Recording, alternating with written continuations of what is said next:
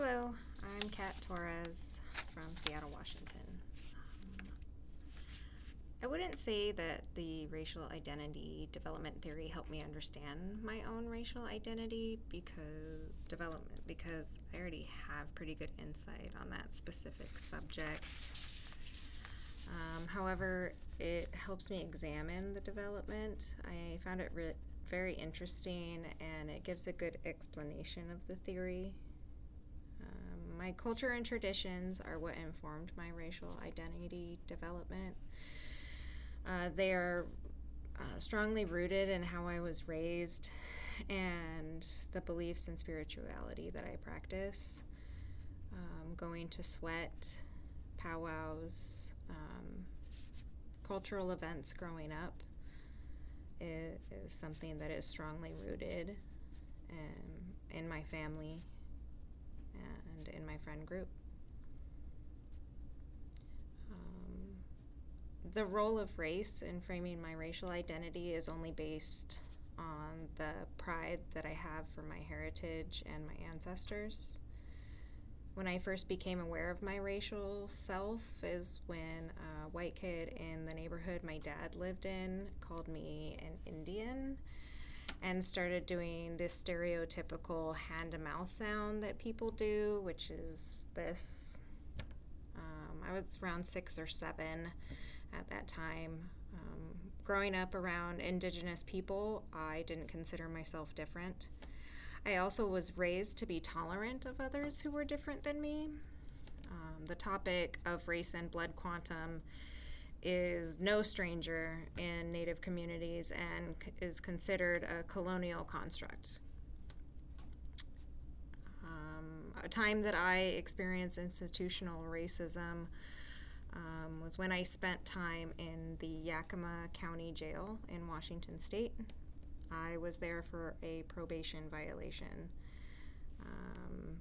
There were women in there who were detoxing from heroin because during that time fentanyl wasn't going around yet. So that was the drug epidemic at the time. And with heroin, they get really sick when they're detoxing, physically ill.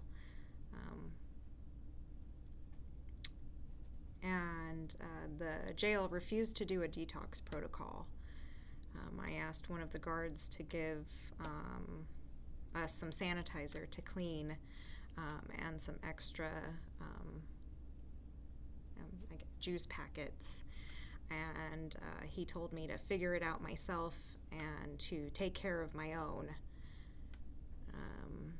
The psychosocial stage I was at was, I was in my 20s, so I was kind of, early adult to mid-adult. I was also told to take care of a woman who was also detoxing from alcohol, and she had no detox protocol. And for those of you who are familiar with alcohol detox, it's extremely dangerous.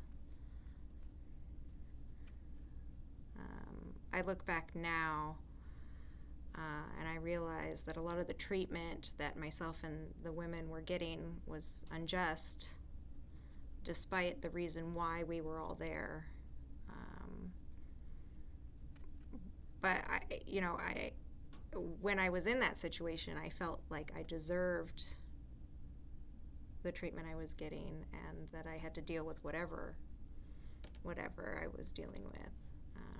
Since entering into this field, I have spoken up against the mistreatment in the justice system against Indigenous women and women of color. I have worked with judges, prosecutors, advocates to promote more advocacy for women that are incarcerated, and training other women and Indigenous women to be peer counselors. Thinking back, I would respond differently by asking with more conviction and be able to voice the reasons why I was making the requests. But other than that, that's all I have. Thank you.